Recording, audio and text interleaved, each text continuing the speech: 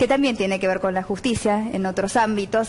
Tenemos una invitada de lujo, Margarita Stolbizer, está con nosotros. ¿Cómo estás, Margarita? Bienvenida, diputada nacional por el GEN, y una de las políticas más nombradas esta semana es la semana pasada, sin duda, con sus denuncias referidas a los movimientos en las cuentas de la expresidenta, y bueno, es la más nombrada en los últimos años, también junto a otras grandes mujeres valientes que han denunciado tantas causas de corrupción, ¿no? Has tenido este rol, Margarita, y una vez más te toca, ¿no? ¿Cómo viviste estos últimos días con tanto insulto de parte de la expresidenta hacia vos? Yo lo vivo con mucha tranquilidad porque tengo la convicción de las cosas que estoy haciendo, ¿no? Nunca le he puesto ni animosidad personal a esto, no invento cosas, no soy una investigadora haciendo una pesquisa.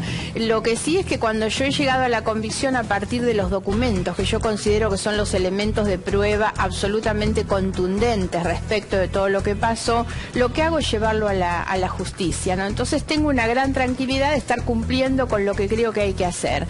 Y lo otro, que en el fondo es lo que vos estás planteando, que es este reclamo de justicia, yo siento también que expreso a la mucha gente que tampoco lo hace con un ánimo de venganza, pero hay que entender que cuando uno ve esas pilas con millones de dólares, eso es lo que falta en los hospitales que se caen a pedazos, eso es lo que falta en las rutas que no se hicieron y donde mucha gente termina muriendo, las viviendas sociales, ¿no? Cuando uno ve la hija de la presidenta con todas esas montañas, yo pienso en la cantidad de jóvenes que incluso hasta teniendo salarios más o menos buenos no pueden ahorrar para comprarse una casa, ¿no? ¿Cuántas casas había ahí en esas pilas? Sin duda, esa plata de la corrupción es plata que falta de otro lado, ¿no es cierto? Exactamente. Falta de tantos lados que las imágenes que hemos visto en los últimos tiempos han sido tan obscenas, realmente, tan insultantes. La gente está harta, no puede más ver eso. O sea, realmente quiere que ver un resultado. Ahora, ¿vos confías en la justicia, Margarita? Porque el otro día, el viernes lo tuvimos aquí a la Nata,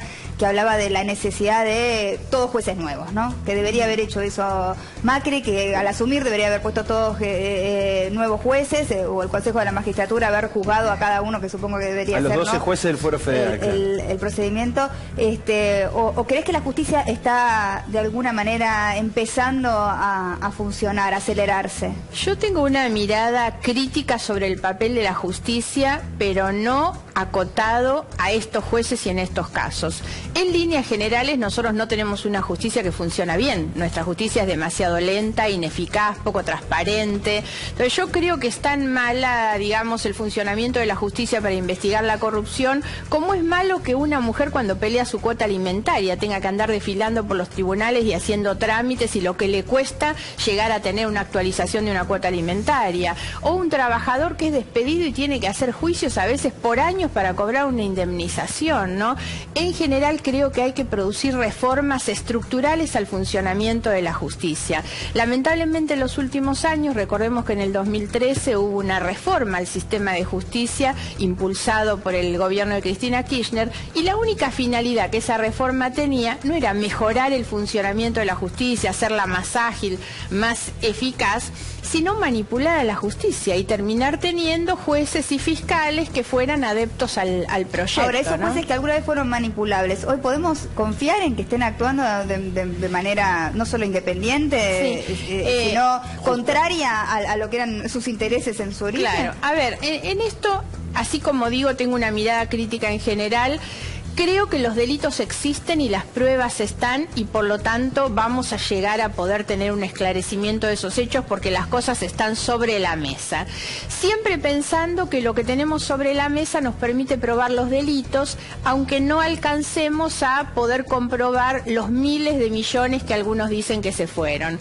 El delito está consumado, aunque tengamos solo para trabajar los 4,5 millones de dólares. Con eso los delitos estarían comprobados, con el origen. Solo con lo que está en la caja ya hay delito ahí. Claro, por esto es que repetimos que no les cierra el blanco, ni siquiera la plata que tienen declarada pueden justificarla, porque es dinero de origen ilegal. A ver, ¿no? hablemos entonces de lo que se encontró en las cajas. Primero, ¿qué sentiste cuando viste las imágenes? Porque venías hablando de esas cajas de seguridad cuando viste que abrieron y estaban... venían esos casi desafiando, ¿no? 5 La venían millones, desafiando como diciendo que no iba a haber nada. Sobre todo cuando Florencia había dicho, bueno, vamos, terminen con el show mediático y abran las cajas, ¿no? Y todos vieron que la imagen de las cajas son los dólares que casi se caen de las cajas, no hay más porque no entraban más en la caja. El hombre que fue a hacer el cerrajero dijo efectivamente que era lo que había.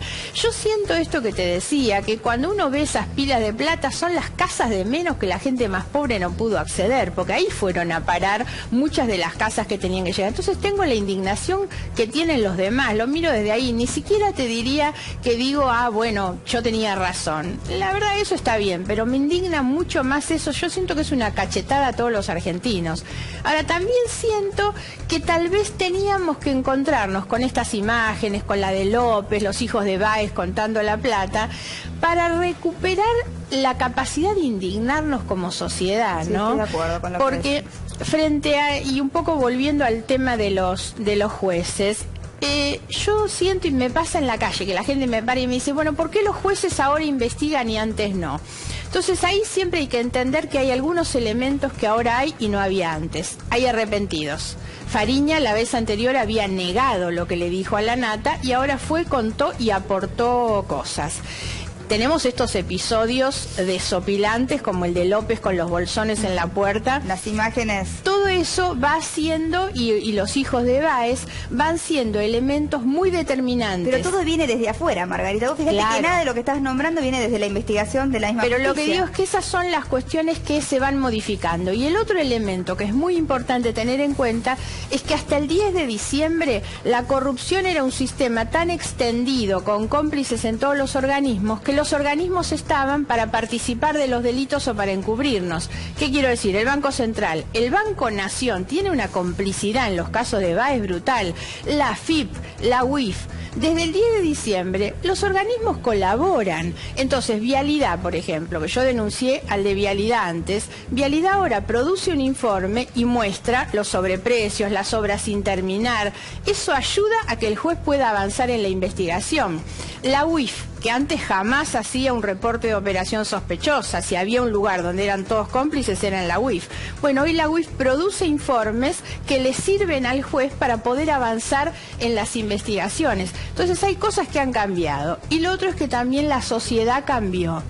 Yo creo que en esto como sociedad hay que hacerse cargo, porque hace 6 meses casi la mitad de los argentinos votaron a Scioli para candidato a presidente sabiendo que eso era la continuidad, ¿no? Entonces hagámonos cargo. Yo creo que esto tan desagradable, tan obsceno, un poco moviliza a la sociedad que empieza a reaccionar también. Ahora, Margarita, ¿por qué crees que Cristina se enojó tanto con esta última denuncia? Porque vos venías marcando estas cuestiones, otras mujeres y otros hombres de la política también, ya existían causas judiciales, sin embargo, esta última presentación que hiciste detonó una furia en Cristina que pocas veces habíamos visto públicamente, con cartas en Facebook, con denuncias penales en tu contra, con denuncias penales contra el juez que le investiga. ¿Qué crees que pasó? Sí, a mí me llamó mucho la atención en realidad. Por un lado pienso que le tocamos justamente en un lugar donde le duele, que son las cuentas, eso es lo cierto. Y lo otro es que lo que ocurrió la semana pasada, y eso fue la explicación que ella tuvo que dar en la puerta de tribunales, empezó a derrumbar el relato, la mentira del relato, de todas las cosas que nos dijo durante tanto tiempo y tiene que terminar diciendo frente a las cámaras que cuando se levanta el cepo compra dólares, por ejemplo.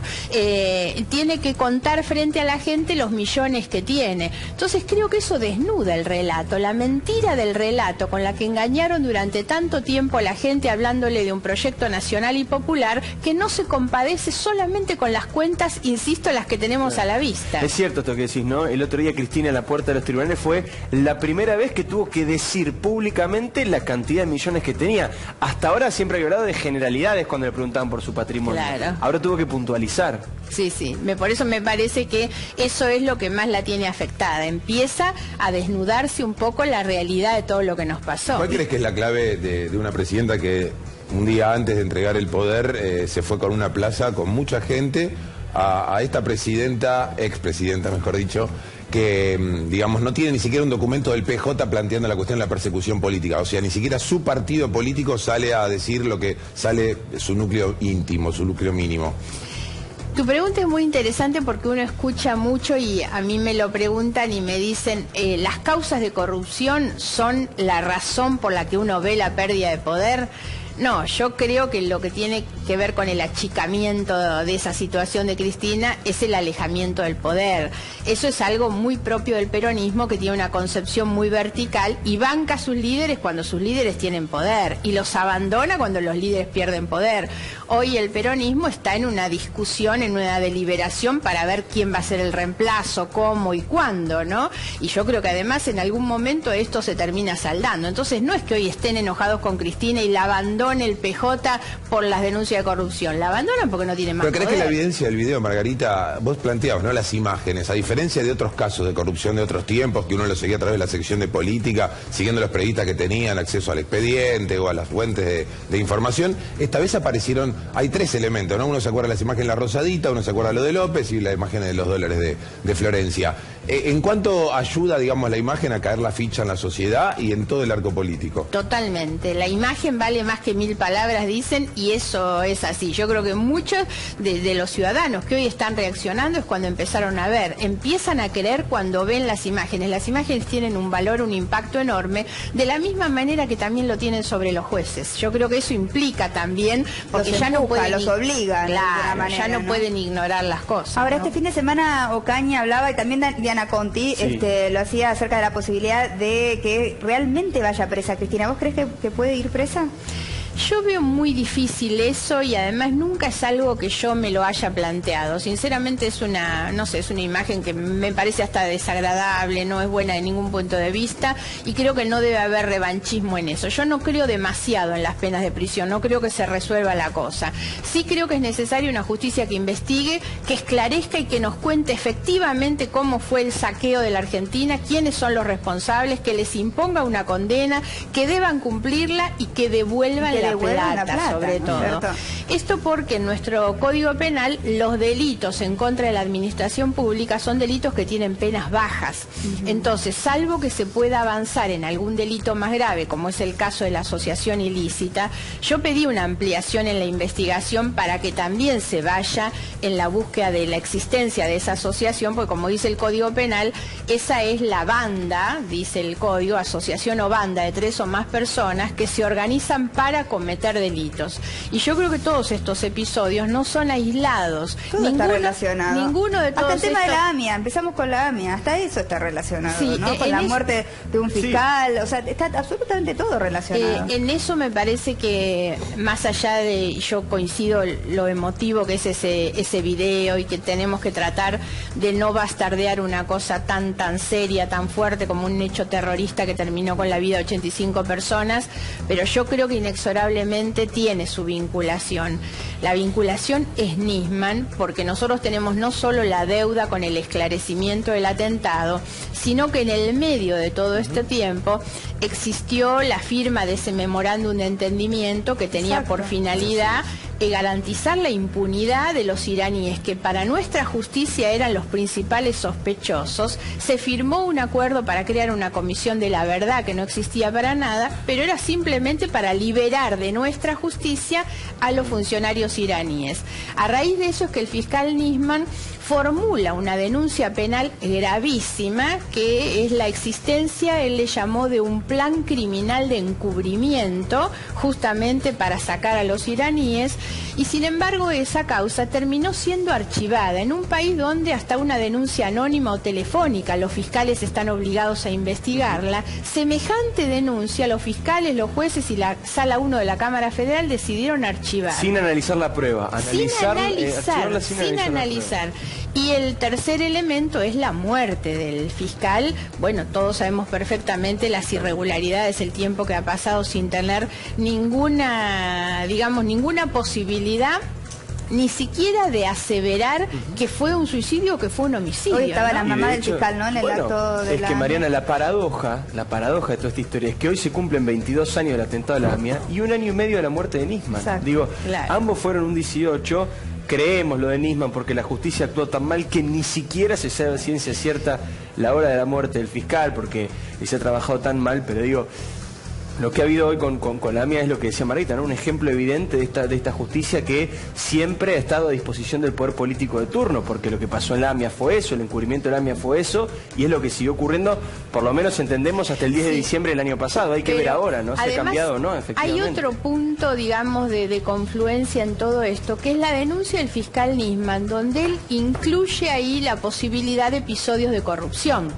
Porque él dice que el objetivo que tuvo ese plan criminal, que es la firma del acuerdo con Irán, tenía dos objetivos, dice él. Uno es un objetivo más bien de tipo económico, que era poder saldar la crisis energética que nosotros teníamos, y entonces entregaba la soberanía judicial, por llamar de alguna manera, a cambio de los beneficios económicos. Y el otro era un objetivo geopolítico, donde ahí aparece la figura de Venezuela como el articulador de las relaciones de Argentina con Irán. Y eso implicaba también un alineamiento de tipo político muy mezclado con la corrupción, porque dentro de todo lo que es la matriz de negocios del kirchnerismo, un aspecto que es del que más se habla ahora es la obra pública, pero no es el único. Hay muchos otros temas vinculados con la corrupción en el gobierno de Kirchner, y uno son los negocios con Venezuela. Recordemos, porque a veces siempre parece que un escándalo tapa el anterior, la valija de Antonini Wilson, seguro. La diplomacia paralela, la financiación de la campaña. Claro, todas estas cosas que parece que uno después se termina olvidando de ellas. Pero vos creés que la obra pública fue sin duda, digamos, el lugar donde más se robó, digamos, el ámbito donde más estuvo habilitada la corrupción. Claro, lo que pasa es que los montos son siderales en la obra pública. Claro, son siderales, pero bueno, yo creo que si uno analiza las responsabilidades en el caso de la efedrina, por ejemplo, también debe haber montos siderales. No los tenemos. Lo que iba a decir es que la obra pública me parece que hoy es más fácil, de más fácil comprobación, sí. Exactamente, y de hacer los números. Lo que nosotros vemos es que es muy sencillo comprobar la plata que Lázaro Báez cobró, la fortuna que Lázaro Báez tiene cuando su única actividad era todo lo que no la hizo. Obra pública, todo lo que cobró por lo que no hizo, y los pagos que Lázaro Báez le hacía y la a manera en que se lo pagaban, ¿no? Porque también es para resaltar la manera en que él conseguía los montos, no los tenían los otros beneficiados en la pública, ¿no? Las licitaciones se le daban en 6 días, a Lázaro Báez cobraba mucho más rápido que el resto. Y cobraba siempre a tiempo y todo. Es el único empresario de la pública al que no le deben ni un peso. Pero por eso yo hablaba de la asociación ilícita en realidad, ¿no? Lázaro Báez tenía, yo le llamo como los 4 pasos, digamos. El primero es la cartelización, porque él se fue quedando con varias empresas de obra pública, entonces ganaba siempre, y a veces salía él primero y él segundo, según con cuál de las empresas. Pero, ¿por qué pensás que es, digamos, la impronta del kirchnerismo en referencia a algo que ayer se lo oía decir a Sergio Joclender, a Majul, ¿no? Que planteaba en un momento, bueno, la obra pública siempre fue la caja de financiamiento de la política, digamos, y dice, esto es de toda la vida en la Argentina. Digo, a diferencia de eso que puede ser que tenga algún asidero, digo, no hace falta ser demasiado lúcido, ¿cuál fue la diferencia del kirchnerismo en referencia a otros gobiernos que también con la obra pública financiaron política u otras cosas? Yo no he visto nunca, sinceramente lo digo, en otros gobiernos los niveles de corrupción que he visto en este, en la dimensión y en, digamos, en todo tipo de negocios. Porque además algo que tuvo el kirchnerismo es que de cada cosa, de cada expediente, de cada papelito había un negocio. El plan Cunitas, por ejemplo, demuestra cómo ellos relevan una necesidad. Es bueno para las madres tener un kit para el nacimiento de sus bebés, y atrás de eso llaman a un empresario amigo que vendía chupetines. Sí, de todo había que sacar una tajada. Vendía chupetines, y entonces le decían, bueno, a partir de ahora vos tenés que presentarte a la licitación para vender las cunitas. Se presentaban y le terminaban pagando 10 veces más lo que la cunita valía. Entonces, aún de la necesidad, ellos hicieron un negocio. Yo nunca había visto una cosa así. No hay, sinceramente lo digo, en la historia democrática de la Argentina, un gobierno con estos niveles de corrupción. Ahora, la gente está dolida, ¿no? Hay una sensación en la sociedad de mucha decepción, de mucho dolor, haya sido K o no K, digamos, de lo que está pasando, ¿no es cierto? De que nuestro país esté atravesando por una situación así, de ver que hay que saldarlo positivamente. A mí me da la impresión que si nosotros recuperamos la capacidad de indignarnos frente a lo que está mal, estamos vivos y estamos sanos, ¿no? Y yo creo que hay que vivirlo con esperanza. A mí me parece que estamos en un tiempo distinto. No, el tema es que la justicia vaya, digamos, tratando de satisfacer esta necesidad que tiene la sociedad de ver tenemos presos varios, tenemos la decisión del viernes del fiscal y de la división de los bienes. Yo veo que las causas como que van. ¿Qué vas a hacer andando. cuando te tengas que presentar? ¿Es el día 10 de agosto? El 10 de agosto. Sí, yo pedí el adelanto de la fecha, en realidad. Que tenés que presentarse junto a Cristina, ¿no? Claro, mi abogado habló con la mediadora, que es la que me hace la citación, y yo envié hoy en la mañana una carta documento solicitando el adelanto de la fecha, porque tengo dificultad para estar ese día 10 y no quiero, obviamente, faltar. La convocatoria es de tipo personal, la ley dice que es de tipo personal, así que por supuesto que yo voy a asistir. ¿Crees que ella va a asistir? No lo sé, siempre desde mi perspectiva, sabiendo que no voy a dar marcha atrás en nada, por supuesto, porque estoy convencida de lo que estoy haciendo, puedo demostrarlo, y no hay de ninguna manera la posibilidad de que ella obtenga un enriquecimiento patrimonial a costa mía, porque de eso se trata. La mediación no es en la causa penal, sino en la causa civil, en la que me demandan para que yo pague daños y perjuicios. Te pide plata. Cristina te está pidiendo plata. Exactamente. Fíjense, hay un dato, ¿no?, que es muy llamativo. Me hacen una demanda por daños y perjuicios. Siempre quien es demandante, quien es el actor, tiene que decir cuánto es lo que va a reclamar. Y ellos ponen monto indeterminado.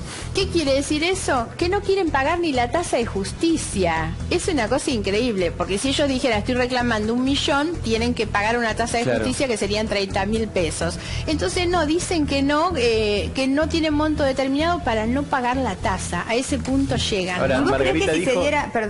se diera ese encuentro, ¿no?, de ustedes dos, ¿qué crees que pasaría? ¿Qué fantasías que podría suceder? ¿Crees que ella podría decirte en la cara las cosas que dijo la otra vez, declaró públicamente? ¿Crees que no se presentaría directamente? Digamos que la conoces a Cristina, te la has cruzado muchas veces, tienen toda una historia en la política ambas. Sí, pero no deja de sorprenderme, no deja de sorprenderme. Yo hasta cuando Cristina asumió pensaba que su gobierno iba a ser distinto, ¿no? Y uno cada vez se va desayunando más de todas estas cosas, incluso de las expresiones de ella la semana pasada, ¿no? Yo aún con las denuncias que hago y la convicción que tengo acerca de que ella ha cometido delitos en el ejercicio de la función, nunca iría a tener frente a ella un agravio ni nada. La verdad es que no lo haría y por lo tanto tampoco voy a permitir que lo hagan hacia mí. ¿Y qué le hace que no la ves cara a cara? ¿Cuándo fue la última vez, te acordás? No, pero muchos años Muchos seguramente, años, ¿no? Claro. sí. ¿Y qué decís Actividad parlamentaria, imagino. Claro. Porque Pero ahí... después como presidenta se volvió inaccesible. Digo, eso también Claro, es digo, porque interesante, Cristina, ¿no? hay como dos momentos, ¿no?, de Cristina. Aquellos quienes la conocieron en aquella época y quienes inclusive han trabajado con ella en algunas denuncias. El otro día lo contaba la misma Zubik, aquí Sí, Mariana claro. Zubik. Carrió también. Carrió ha tenido horas y horas y horas compartidas en su claro. departamento cuando estaba con un montón de casos de justicia. ¿Qué pasó con ella? ¿No es el poder? ¿Es el haber... Las tres compartimos la comisión que investigó el lavado de dinero en el año 2000, Es con increíble. Graciela Ocaña también. Increíble. Es increíble. No, realmente es increíble. Es decir, creo que hay 15 años después están muy protagonistas todas. Digo, Cristina es la acusada y Ocaña, Carrió y vos muy activas y muy en la consideración de la centralidad de la política. ¿Pero qué pensás? ¿Es el poder lo que pudo, digamos, este gobierno asumió con la intención de robar o es el poder y quizás, como ellos dicen, la necesidad de tener dinero para hacer política lo que los llevó a esta obscenidad tan grande? Hay que tratar de no confundir. Yo creo que debería haber un debate muy profundo sobre el financiamiento de la política, pero no hay que confundir el financiamiento de la política con el autofinanciamiento y el enriquecimiento absolutamente. personal, ¿no? Porque lo que estamos Porque está viendo todo en la es caja de esto. seguridad de Florencia. Son las Claro. cuentas personales, Todo exactamente. un porcentaje muy chiquito, en realidad. Ahí en la caja de seguridad no había ninguna plataforma política, no había ningún plan social, nada, estaban solo los dólares. No era la plata destinada a la actividad política, eso seguro. Lo ¿Pero que es el poder lo que corrompe? A ver, sin duda que el poder lo es, la posibilidad de un manejo con la discrecionalidad que ellos lo hacían, pero de ninguna manera tenemos que plantear la idea de que solamente se puede hacer política con plata o que solo se puede gobernar con deshonestidad. Se puede gobernar y hacer política honestamente, y yo creo que eso es lo que nosotros tenemos que tener como mensaje. ¿Qué opinas de los que dicen, no, bueno, ella termina heredando todo lo que inventó Néstor? O sea, todo ese volumen de negocios, esa unidad de negocios con esos actores, Julio De Vido, Ricardo Jaime, eran todos los de Néstor. Y ella en realidad no, ella era una senadora que estaba en el discurso, estaba más pendiente de otras cosas. A ver, yo fui de quienes creyeron, creo que como muchos otros, en el compromiso que Cristina asumió cuando llegó al gobierno, que iba a mejorar la calidad institucional, ¿no? Yo había tenido muchas críticas sobre el final del gobierno de Néstor Kirchner, no sobre el comienzo, donde el comienzo tiene gestos muy importantes en el sentido de promover una justicia independiente, ¿no? Sobre todo con respecto al tema de la Corte. Entonces yo creí cuando ella dijo que iban a mejorar muchas cosas, y ella podría haber tomado la decisión de haber cortado con muchos de esos negocios, no solo al asumir, sino frente a la muerte de Néstor Kirchner. Y ella no solamente no cortó nada, sino que continuó con los mismos funcionarios, con las mismas prácticas, y ella siguió cobrando incluso mucho de ese dinero que provenía de los retornos que pagaba Lázaro Báez. O sea, no solamente sabía, sino que hacía usufructo de eso que ocurría. Exactamente, antes y después. Fue una continuadora. Y la otra cuestión es que si fue el poder o llegar al gobierno. La verdad es que ellos trasladan al gobierno nacional la misma práctica política que tenían en la provincia de Santa Cruz, ese sistema con las obras públicas, con los mismos personajes, digamos, venía desde Santa Cruz y lo trasladaron al gobierno nacional. ¿Y en qué momento crees que la justicia va a dar el paso hacia Cristina? Digo, porque en la ruta del dinero acá parece que eso no va a llegar. Cuesta verlo, ya la Cámara Federal le pidió al juez que investigara a Cristina, pero por ahora eso viene más lento.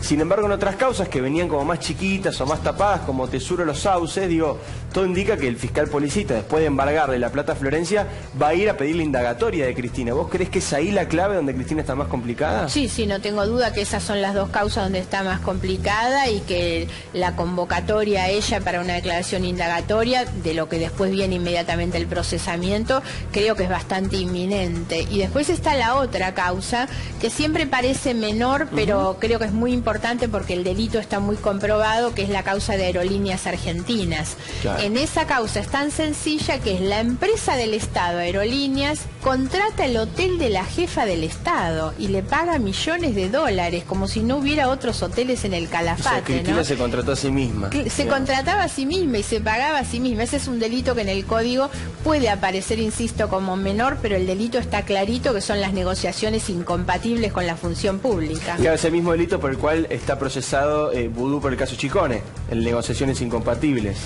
Ese es un poco más grave en realidad, porque el juez Lijo, cuando lo procesa, incluye el cohecho, la coima, ¿no? El juez Lijo ahí es muy contundente en su fallo, define incluso la corrupción, la coima, es un fallo muy fuerte. Y va Cristina un poco también está por cohecho, digamos. Nosotros hicimos la denuncia por cohecho, porque el pago que Lázaro Báez le hace con ese disfraz de los alquileres es clarito un retorno, digamos, es como el pago de una coima. Más allá de que ella el otro día salió, son las cosas que a mí me cuesta entender cuando ella hace su propia defensa, y ella dice, no, esto no puede ser calificado de cohecho, porque en realidad si uno mira todas las sumas de las obras públicas, lo que me pasaron es poquito. Le pareció poco la coima. La suma es irrisoria. Margarita, la idea de Cristina presa, ¿vos crees? A ver, algunos dicen, a Macri le conviene que Cristina no vaya presa, le conviene todavía dividiendo a la oposición en términos políticos. Y están quienes piensan en Argentina paz y dicen, no está bueno como país otra vez un presidente detenido. ¿Para vos qué le conviene a la Argentina? Yo creo que lo que todos necesitamos es saber que la justicia existe, que investiga. Ojalá la justicia investigara también a los que tienen poder cuando están en el poder y no solamente cuando se van. Me parece que ese va a ser el momento en el que realmente nuestro sistema funcione correctamente. Y que la justicia pueda explicar con claridad qué es lo que pasó, ¿no? Hay que tratar de sacar esto de la conveniencia política y electoral. Se habla muchas veces qué cosa le conviene a Macri y no. Yo creo y espero que Macri no puede estar midiendo a ver qué es en términos electorales. Pero del país hacia afuera, digamos, Argentina ya ha tenido presidentes en el ejercicio de la democracia detenidos, uno se acuerda de Carlos Menem. Viste, dice, un país que busca traer inversiones, un país que busca mostrarse al mundo, no puede mostrar presidentes presos. Hay Lo que más daño le hace a la Argentina es la corrupción, una corrupción reconocida en el mundo. En realidad esas cosas no son neutras. Un país que quiere recuperar inversiones, que tiene que mostrar credibilidad, confiabilidad en su sistema político y económico, no puede sostener la corrupción. Pero eso hacia afuera y hacia adentro, ¿cómo ves el tema social? ¿Crees que, por ejemplo, si Cristina fuese presa, o sea, avanzaran las causas y las pruebas contra ella, podría haber algún tipo de movimiento? 20 chicos en la puerta de los tribunales. Vos sentís que ella perdió poder totalmente. Sí, totalmente. Me parece que ahora, no digo que no exista y que no tenga, pero me parece que cada vez va quedando más encapsulado. Como decía Martín hace un rato, ni siquiera su propio partido le ha dado una declaración de apoyo. Entonces queda muy, muy encapsulado eso. Yo creo que cada vez se va a ir licuando más el apoyo político que ya tiene. Recién mencionaban a Vudú, que bueno, justamente se dio a conocer la información este fin de semana, que está luchando por su pensión como ex vicepresidente, ¿no? Y también sabemos que Cristina cobra doble pensión, ¿no? La de ella y como viuda del expresidente. ¿Qué opinas? Que eso de está por verse, si es legal o no. Digamos, que cobre doble pensión la Procuración. Porque es un caso, por primera vez nunca había sucedido algo similar. Está por verse si es legal o no. Sí, lamentablemente también fui yo la que planteó ese tema hace unos días atrás en una carta que presenté al Ministerio de Desarrollo Social solicitándole que informe si efectivamente cobra los dos beneficios y si esto es legal, porque lo que establece la ley que fija la pensión para los presidentes o expresidentes y para el viudo, digamos, o la viuda, establece en un artículo, el artículo 5º de la ley, donde dice que el cobro de este beneficio es incompatible con cualquier otro beneficio. Entonces, a mi juicio, no puede estar cobrando los dos. Entonces le pedí a Desarrollo Social. Desarrollo Social me contesta que efectivamente cobra las dos y que tienen un dictamen que dice que es legal hacerlo así. Claro, el dictamen lo había firmado Alicia Kirchner. Claro. Entonces ahora lo que pidió el ministerio es que se haga y un después nuevo el tema informe. Del retroactivo, ¿no? Porque también ahí se está exigiendo que esto es retroactivo, millones de pesos de que se les están debiendo. Daniel Scioli reclama... No, yo me quedé con lo de Rodríguez Sá, que casi me muero. Daniel Scioli reclama 6 millones y Rodríguez Sá, que fue presidente, bueno, una semanita menos, reclama 8 millones. 8 millones de pesos. Y hay otro dato que a mí me llamó también la atención, que es que Cristina pide su pensión antes de terminar su mandato. Ella como solicitante y como otorgante en el mes de noviembre tramita su pensión. Ni Néstor Kirchner lo había hecho así. Néstor Kirchner terminó un 10 de diciembre y pidió su beneficio el 20 de diciembre. Sí, se apuró también. Ella lo pide y se lo autoriza en el mes de noviembre. Ahora, ella misma. Una pavadita chiquita, pero para tomar dimensión de todo. Cristina lo que está cobrando como pensión de Néstor Kirchner son 144.000 pesos por mes. Viste que salió una página de internet en el fin de semana en la cual Florencia Kirchner te calcula cuánto tenés que laburar, vos le pones tu sueldo para tener lo que ella tenía en las cajas. No sabía. Bueno, esa pensión, que son 144.000 pesos por mes, que cobra Cristina por el fallecimiento de Néstor, la puse en la página y me da que para conseguir el dinero que tenía Florencia en la caja son 39 años y 11 meses de trabajo.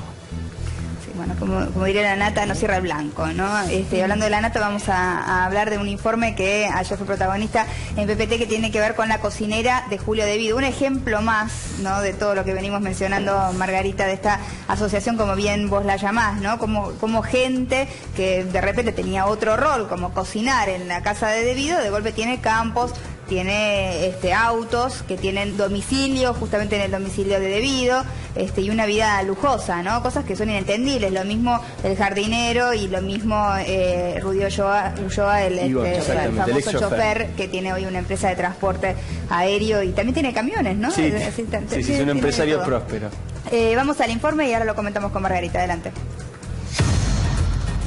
Ayer en Periodismo para Todos se reveló la lujosa vida que lleva Nélida Caballero, una mujer formoseña que trabajaba como cocinera del ex ministro de Planificación Federal, Julio De Vido. Nélida Caballero dejó atrás un pasado de precariedad económica y pobreza en su Formosa natal para trabajar en la provincia de Santa Cruz. Ahora ostenta un crecimiento patrimonial injustificable. ¿En dónde se nota el incremento patrimonial? ¿En qué cosas lo han percibido ustedes? Bueno, a ver, en la adquisición de vehículos de alta gama, costosos, en inmuebles, en la apertura de diferentes actividades comerciales y empresariales, en la compra de un campo. El modelo de movilidad social del kirchnerismo fue muy beneficioso para todos aquellos que estuvieron cerca del círculo más cercano al poder. Lázaro Báez es el ejemplo más conocido. Pasó de ser un simple cajero de banco a convertirse en el máximo empresario de la obra pública. Pero existen otros con menos prensa, pero igualmente infames.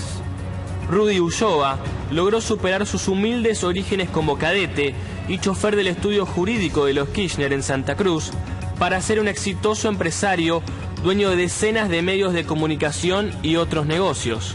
Él, cuando no estaba estudiando, estaba en la calle, trabajaba en la calle. Sí, eran muy pobres y su mamá después consiguió trabajo en la casa de la familia Kirchner. Ella fue empleada doméstica allí toda la vida. Por eso la relación tan cercana de Néstor Kirchner con Rudy, que fue una especie de hermanito. Él hoy tiene un multimedio. Entre las empresas que tiene Rudy Ulloa está Cielo Producciones y tienen, entre otras cosas, el canal de la productora del canal, el canal 10 de televisión, el noticiero, FM del Carmen y el diario El Periódico, que ahora no se edita más en papel, sino que lo podemos ver solo por internet. Ricardo Barreiro, jardinero de la familia Kirchner, también supo acumular fortuna trabajando al lado del ex matrimonio presidencial. En Tucumán, en su provincia natal, Barreiro es dueño del Hotel Altos de Amaicha, donde invirtió 1,5 millones de pesos. También se compró un helicóptero de 200.000 euros. La caja hoy de Barreiro radica precisamente en este negocio, el transporte de pasajeros en el aeropuerto de Calafate a través de la empresa RP. El ex secretario privado de Néstor Kirchner, Daniel Muñoz, fallecido hace unos pocos meses, formaba parte de un entramado de sociedades offshore cuyos socios compraron propiedades en Miami por más de 65 millones de dólares. La legisladora del GEN, Margarita Stolbizer, denunciante de la expresidenta de la Nación y su familia, lo definió con una frase lapidaria: los Kirchner tienen una enfermedad brutal por el dinero. ¿Tendrá la justicia el antídoto que ponga fin a esa enfermedad?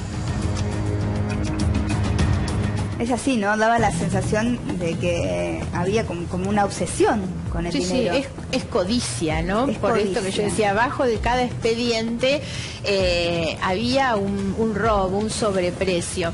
Hay algunas cosas que incluso no se pueden comprobar, pero son relatos absolutamente verídicos, ¿no?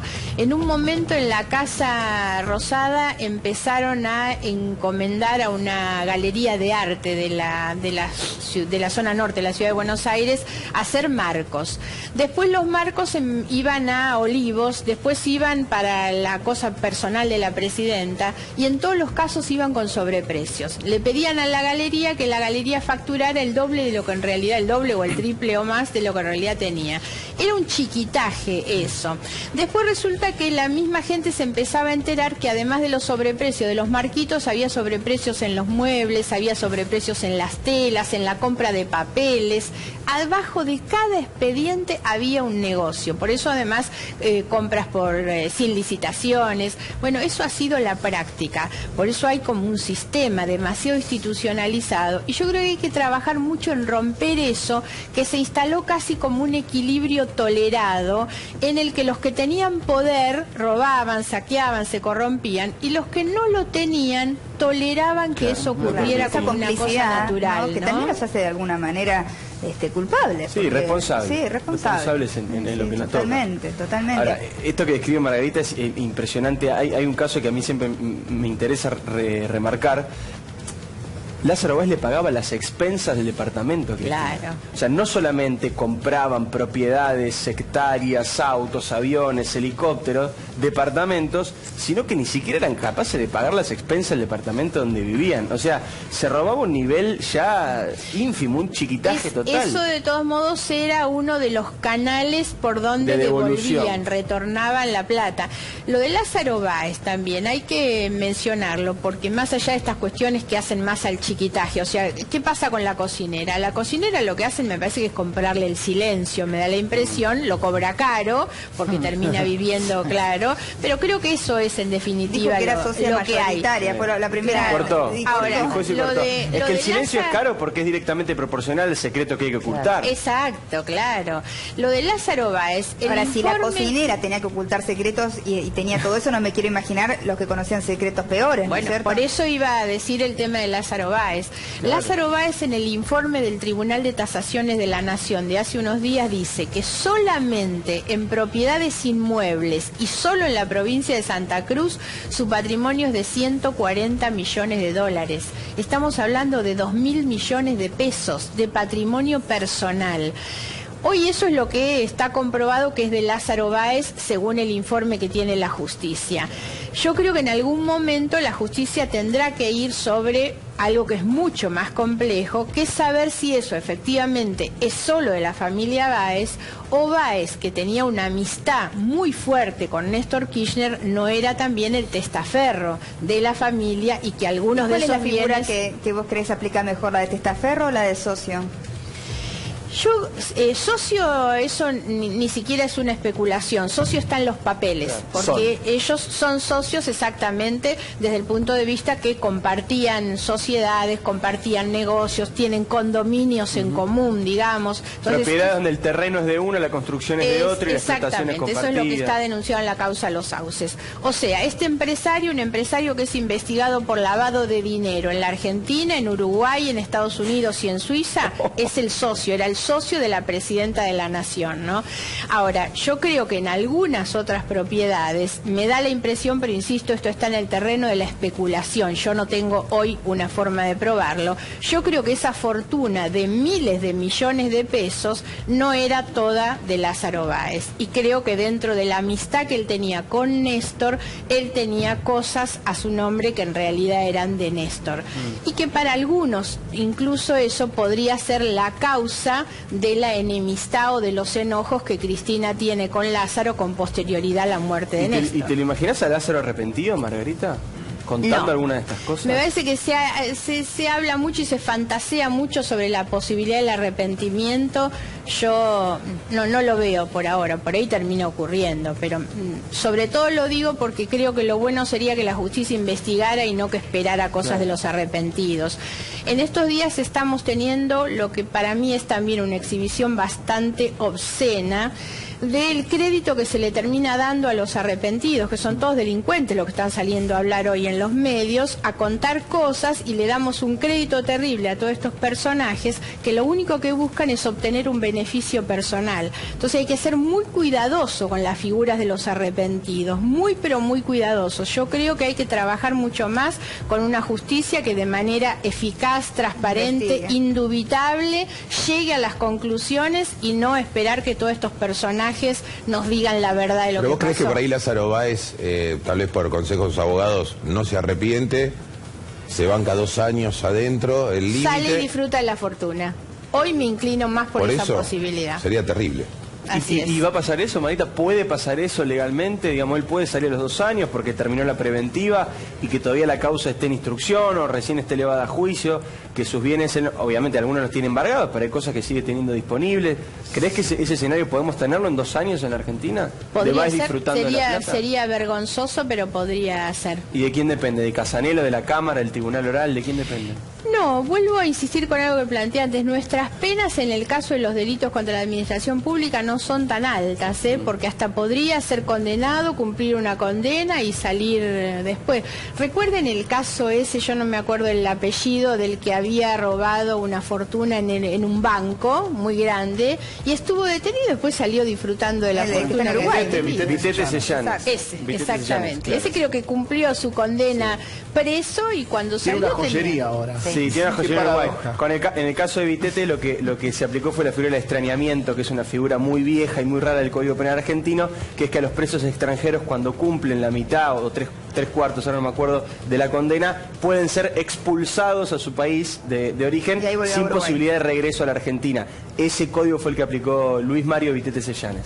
Qué bárbaro, ¿no? O sea, siempre hay un ribete a favor del culpable en la justicia. Parece ser que el tema de la defensa técnica funciona a veces, ¿no? Esa es otra cosa que te quería preguntar. Esto de que todos los que están teniendo que declarar presenten escritos, ¿no? ¿No debería llegar un momento en donde realmente deberían responder preguntas? Entiendo que es parte del código y que están en todo su derecho, pero es extraño que todo el tiempo están presentando escritos, nunca los podemos escuchar. Sí, sobre todo yo lo pienso en función de esto que viene ocurriendo con la señora de Kirchner, ¿no? Yo creo que ella, y más vinculado con el tema político y la gente que la puede seguir o no, esta mujer tendría que saber que lo que todos los argentinos están esperando es que dé una explicación razón, sinceramente. Yo creo que ya no es tolerable que vaya, que presente escrito, que para hacer su defensa acuse a otros. Me parece que lo que esperamos es que muestre si en realidad las cosas son como ella dice. Por supuesto que no puede hacerlo, pero es necesario, no solamente que declare frente a los jueces, es necesario que salga y en lugar de estar insultando haga una conferencia de prensa y diga, bueno, miren, acá están mis papeles y así son las cosas, ¿no?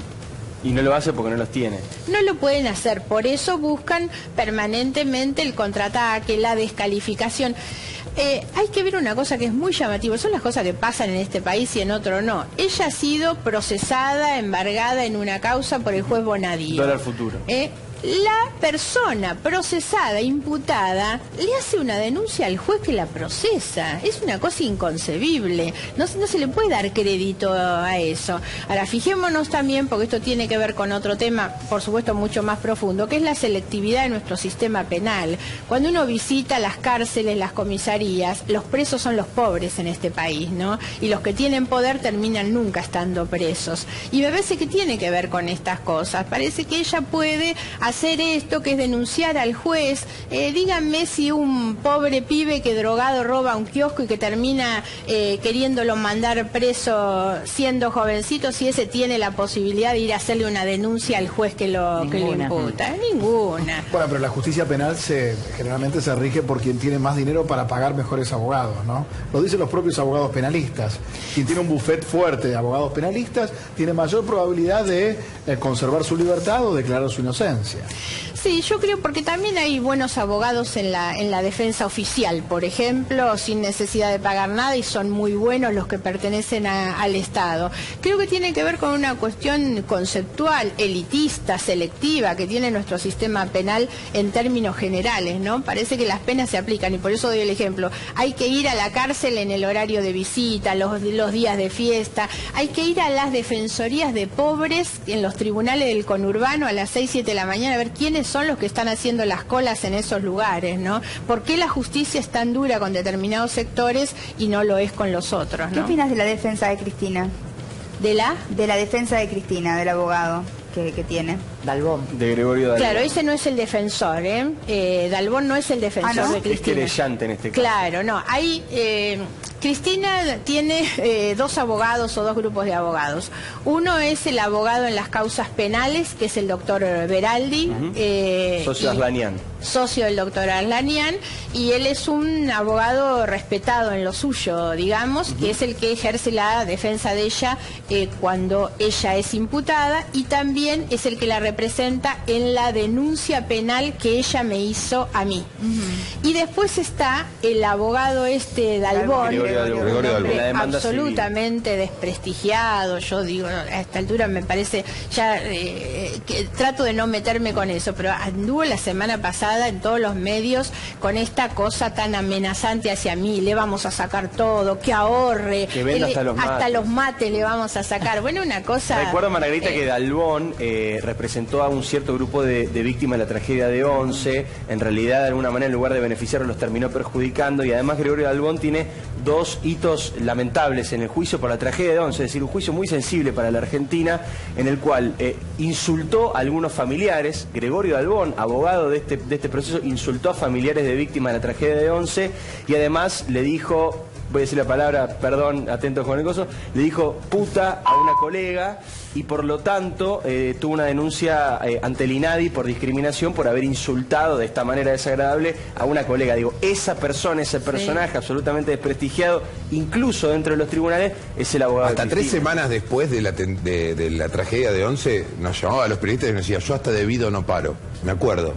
Nos llamaba personalmente, hasta debido no paro. ¿Te vas a animar a sacarme al aire? Mirá que voy a hablar de debido, mirá que voy a hablar de debido. Un buen día se cayó para siempre y pasó a acusar a los familiares de las víctimas. Una cosa increíble. Es además el abogado de Aníbal Fernández en las demandas que también por resarcimiento económico él está haciendo a algunos periodistas, ¿no? Y ahora, antes de que empiece cada programa periodístico, manda por tweet la amenaza de los estoy viendo. O sea, es nueva, es un nuevo formato, que es el formato redes sociales, de avisarle, de Gregorio Dalbón. Como que ayer, antes de empezar la cornisa, antes de empezar Periodismo para Todos, estamos mirándolos, ahí vamos. Excelente. excelente. Increíble. Los programas, Sí, no, mientras más audiencia, mejor. Se supone que, claro, ojalá todos nos estén viendo. Esa es la idea. No creo que le esté aportando nada bueno, salvo que la voracidad, que la codicia llegue a tal punto que se está buscando un abogado al que lo único que le interesa es sacar plata, ¿no? Está claro además que es un abogado que todas sus acciones van apuntando a que la gente se calle la boca y no hable. Lo hace con los periodistas, con la tragedia de Once, en definitiva. Él lo que buscaba era incidir en los familiares para que los familiares no llegaran al gobierno. Él quiso orientar la acción, la demanda, sobre el maquinista en ese momento. Entonces lo que quería era que los familiares no hablaran para que no fueran contra el gobierno. Y ahora todas estas otras denuncias son para que nos callemos la boca. Debería salvar Dalbón y la señora de Kirchner, por supuesto que por lo menos en mi caso no me voy a callar la boca, creo que los periodistas tampoco. Ahora continuamos, Margarita. Muchas gracias, Iram. Margarita, hablábamos de la justicia recién y bueno, vos fuiste la que impulsó la denuncia de los sauces y bueno, está también la causa de Otesur. ¿Crees que esas causas, estás conforme con cómo están avanzando o en algún momento sentís que se quedaron? La causa Otesur estuvo planchada durante muchos meses, mientras que algunos de los jueces que las tenían se iban declarando incompetentes, hasta que finalmente cayó en el juez Ercolini con el fiscal Policita, que le han dado un impulso, que sobre todo tuvo como novedad lo del viernes, cayendo sobre los bienes, para lo cual también obviamente lo que tuvo que aparecer fueron las cajas abiertas con los millones colgando de las cajas, ¿no? Y siempre insisto, Mariana, con esto, la plata que se quedaron de las obras públicas son las obras públicas que no se hicieron, las viviendas sociales de los más pobres, las rutas de la Argentina, los puentes, los hospitales, hay que entender eso. Pero no solamente la plata con la que se podría haber hecho eso que no se hizo, es además mucho más, o sea, es el sobreprecio de esa plata, o sea, se podría haber hecho esa obra, igual podrían haber robado, porque de hecho el sobreprecio era un 50%. Podrían haber robado, pero terminar las obras, pero terminar, por lo menos. aunque sea, y darle a la gente lo que le estaban prometiendo, ¿no? Pero ni siquiera eso, eso. Lo que ha ocurrido, por eso es que yo siento que esta gente le ha hecho mucho daño a la Argentina, ¿no? La familia Kirchner le ha hecho mucho daño a la Argentina. Hoy la gran responsabilidad que tiene el gobierno de Macri, por supuesto, es reconstruirnos un poco la certeza de que se puede gobernar con honestidad, que los comportamientos son distintos, que la legalidad es lo que prima, la igualdad ante la ley, la aplicación de la ley siempre, ¿no? Porque todo esto fue siempre buscando el camino de la ilegalidad. Y el relato, que es lo otro, porque nos mintieron durante mucho tiempo, nos quisieron hacer creer que eran una cosa que en realidad no eran. Sí, la decepción de la gente es grande. Estamos atravesando un momento difícil en donde todos están haciendo un gran esfuerzo, y cuando digo todos digo el país entero, ¿no? Porque esto salga adelante. ¿Cómo ves vos la situación? La situación está muy complicada en términos sociales y eso tiene que ver mayoritariamente con la herencia, con todas estas cosas que nos pasaron, porque el saqueo de la Argentina no es neutro para la Argentina de hoy.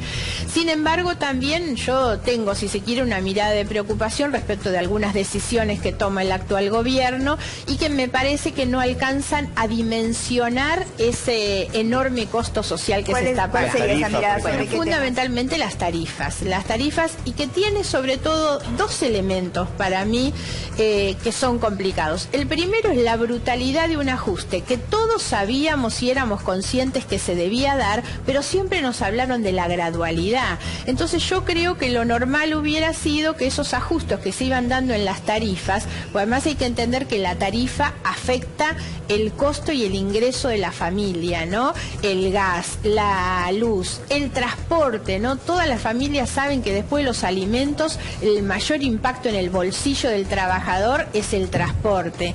Todo esto fue tan brutal, todo tan junto, y me parece que ahí no se valoró el impacto social que esto tenía, frente además a un país que no ha resuelto el tema de la inflación, y el gobierno no ha puesto el esfuerzo que debería haber puesto en atender el tema inflacionario. El ministro de Economía dice que va a bajar la inflación al 25% y el de Energía sube la tarifa al 1000%. Digamos que ahí hay algunas contradicciones en el marco interno del propio gobierno que no le han hecho bien.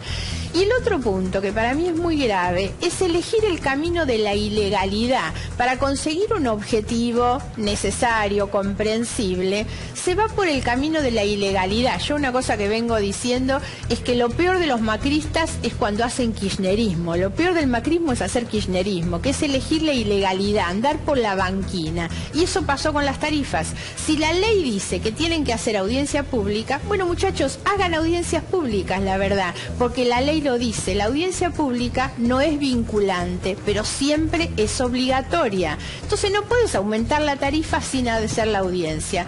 ¿Cuál es el sentido que tiene la audiencia? Primero es reconocer, como lo dice la ley y la Constitución, a los usuarios y los consumidores su derecho a estar informado, a opinar, y se hace la audiencia para valorar el contexto económico y social. ¿Pero crees que hubo un propósito electoral, digamos, de cara a tomar las medidas antipopulares lo más lejos que se pueda de la elección del año que viene, que es importante? Y que tal vez alguien dijo, no, hagámoslo ahora, que no hay costo inmediato, así por ahí el año que viene podemos tener otras variables y otros números. Es posible que haya sido así, lo que no se entiende es la obcecación en continuar por el mismo camino. Cuando después del fallo de la Cámara Federal, que les dice, señores, hay que hacer audiencia pública, en lugar de acatar el fallo, que les daba la posibilidad rápidamente de resolver y volver a empezar bien las cosas, no, dicen, bueno, entonces en vez del 1000 vamos a aumentar el 400. Pero hubiese sido distinto el impacto, Margarita, digo, con la audiencia pública, si el aumento hubiese sido el mismo, 1000, 1200, 1500%, ¿la gente hubiese tolerado ese aumento? A ver, la diferencia es que hubiera sido legal. Claro, yo lo que digo es que hoy el aumento es brutal y es ilegal. Y cuando dicen ahora el 400, tal vez cede, pero sigue siendo ilegal. Entonces, ¿quién dice que es 400 y no 200 o 600 en realidad? ¿Qué deberían hacer ahora, Margarita, con todo esto que vos marcás como errores ya cometidos? Debieron haber acatado el fallo de la Cámara que declaró la nulidad, porque además no se resuelve esto diciendo, como están planteando, bueno, la audiencia va a ser en octubre. ¿Por qué no la hacen en agosto la audiencia? ¿Qué es lo que impide la audiencia hacer? Tiene que ser previa, no posterior. Claro, la octubre sería para los futuros aumentos que todavía quedan pendientes en electricidad Por y eso gas. la Cámara les volvió a decir ahora, no, miren que el aumento está suspendido y que el de 400 es tan ilegal como el anterior. O sea, vos lo que decís, ¿no? que lo que deberían hacer es llamar a audiencia pública para comenzar con una situación legal de este aumento y después volver a pensar los montos. Y hay que trabajar, me parece que con menos improvisación y más seriedad sobre temas claves como es el tema de la energía. Todas estas cosas se hicieron diciendo va a bajar el déficit, van a bajar los subsidios, van a aumentar las inversiones. Ninguna de estas cosas ocurrieron. Ahora, la empresa estatal, que es YPF, bajó sus inversiones un 25%. ¿Cómo vamos a pensar que otro va a venir a invertir cuando la empresa del Estado no invierte? Entonces creo que se están cometiendo errores. Insisto, además, es un gobierno en el que creo, en el que realmente quisiera que les vaya bien, que se equivoquen menos, pero no deben hacer las cosas de esta manera, tienen que hacerlo por el camino de la legalidad. El otro ejemplo fue en el mes de diciembre cuando quisieron designar los miembros de la Corte por decreto. Bueno, tuvieron que dar marcha atrás, hicieron bien en reconocer el error y van por el camino que deben ir. Y eso es lo que tienen que hacer. Ahora, pierden tiempo, se debilitan a sí mismos cuando hacen las cosas por el camino incorrecto. Se decía, a ver, yo me pongo en abogado del diablo simplemente para escuchar tu argumento. En su momento recuerdo en diciembre que decían, es una ratificación de poder de Macri, de autoridad, viendo que el Congreso no lo tiene y quiere como mandar un mensaje claro de que se anima. Cada vez que hicieron eso es cuando les salió mal en realidad, porque yo siento que cuando cometen esos errores se debilitan mucho más. No lo fortalecieron a Macri con esa designación. Creo que además la mayor fortaleza de Macri es marcar las diferencias con el gobierno anterior. Por eso decía, cuando se parecen a los otros es cuando se equivocan. Eso pasó cuando intentaron hacer las cosas de esa manera. Con el caso de YPF pasa más o menos lo mismo. Fíjense ustedes. La Corte Suprema de Justicia de la Nación, durante el gobierno de Cristina Kirchner, dijo, es obligatorio el acceso a la información pública, muestren el contrato YPF Chevron. El gobierno anterior no cumplía nunca los fallos de la Corte y hemos criticado todos juntos, incluso con nuestros compañeros del PRO y de Cambiemos, que el gobierno anterior no cumplía los fallos de la Corte. ¿Qué hace el actual gobierno? Sigue sin mostrar el contrato de Chevron y de YPF. ¿Por qué se siguen pareciendo a los otros en lugar de mostrar diferencia. Ahí pasó algo, ¿no? Porque recuerdo cuando Laura Alonso fue que iba a decir y después se desdijo. Laura Alonso, que era una de las que sostenía junto a Margarita cuando era legisladora la necesidad de conocer el contrato con Chevron, una vez que estuvo al frente de la Oficina Anticorrupción, justificó que no se mostrara justamente el contrato, diciendo que había información sensible que podía perjudicar intereses del país, que era el mismo argumento que tenía el gobierno anterior, digamos, como que de alguna manera compró los mismos argumentos, y eso por supuesto generó muchísima polémica, porque se supone que si como legisladora estaba reclamando que ese contrato fuera público, después como funcionario debía hacer lo mismo. Lo leyó, cambió de opinión. Claro, ¿por qué no? Además, si algo hay que modificar en general en la Argentina es esa cultura del secreto. Yo vengo planteando desde hace años, tengo proyectos incluso que repito cada 2 años, para que el secreto fiscal, que es siempre una garantía que la AFIP resguarda, que es para que no se conozcan las declaraciones que tiene cualquier ciudadano y no se pueda ejercer sobre ese ninguna presión, pese a que Cristina lo hacía, el secreto fiscal no debería ser oponible a los funcionarios públicos. Claro. Los funcionarios públicos no tenemos por qué ser protegidos con el decreto. Para eso somos funcionarios públicos, para que nuestro patrimonio se conozca.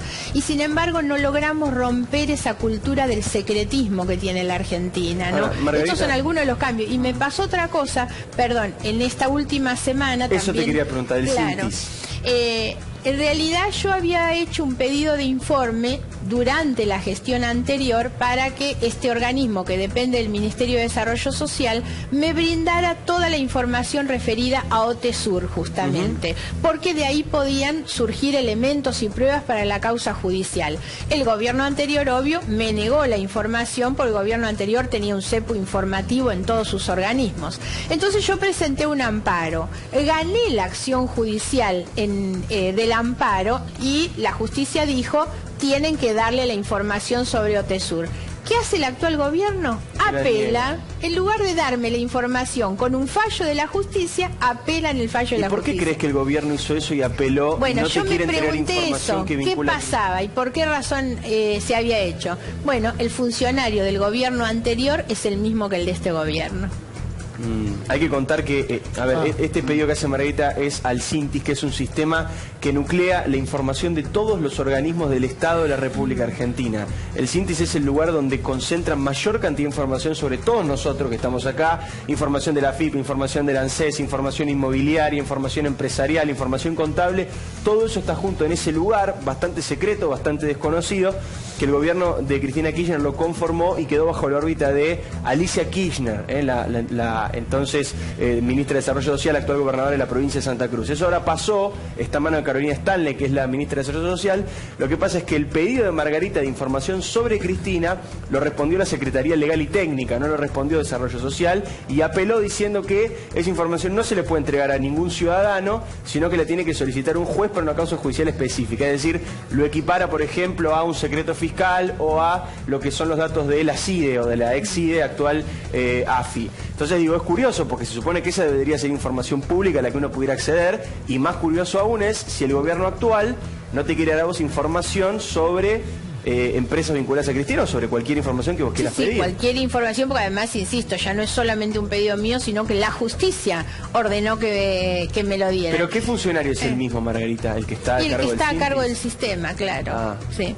De todos modos, digo como positivo en este sentido que después de muchos años la Argentina era el único país, sigue siendo el único país que no tiene ley de acceso a la información pública, que eso permite no solamente al periodista investigar, sino que permite a todos los ciudadanos acceder a conocer lo que pasa adentro del Estado. Bueno, ahora por primera vez en muchos años creo que vamos a tener una ley, por lo menos en el Congreso, en la Cámara de Diputados salió aprobado casi por unanimidad el proyecto de ley de acceso a la información pública, falta la media sanción del Senado, y esto es una muy buena noticia, porque muchas de estas cosas ya no van a ocurrir, porque esa ley restringe absolutamente en qué casos vinculados con la seguridad nacional, sobre todo, no se debe brindar la información, y en todos los demás casos el derecho a la información es lo que tiene que primar.